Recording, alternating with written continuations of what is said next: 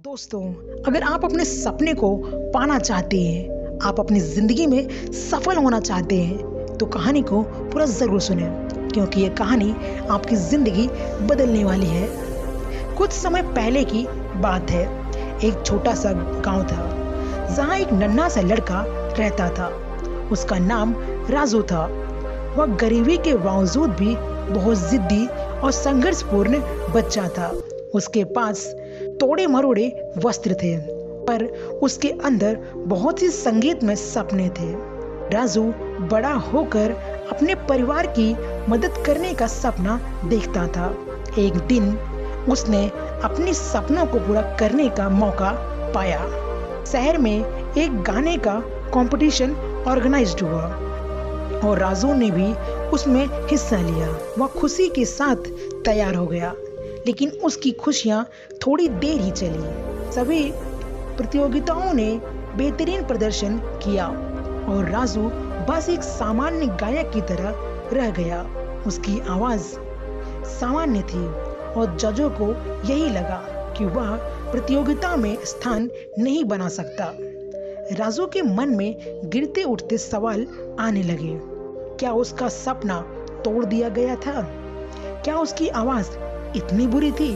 उसके दिल में हार की गंभीरता घुस गई थी। वह बेहद निराश हो गया, अपने आप में हार मानने का सोचने लगा।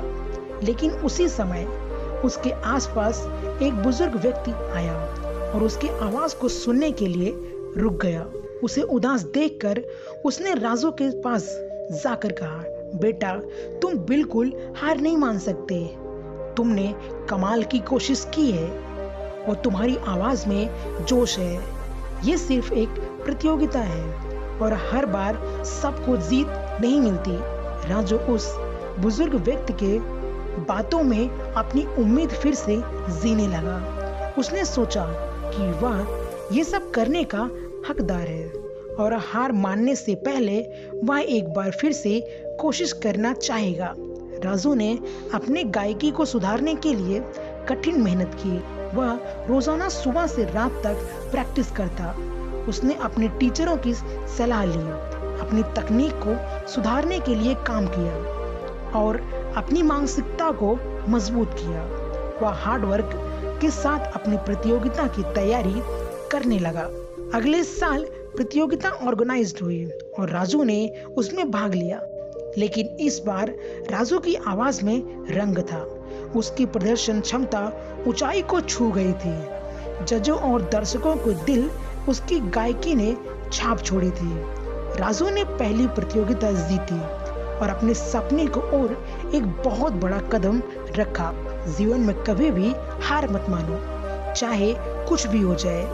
यह कहानी हमें याद दिलाती है कि हमें अपने सपनों के लिए हमेशा संघर्ष करना चाहिए।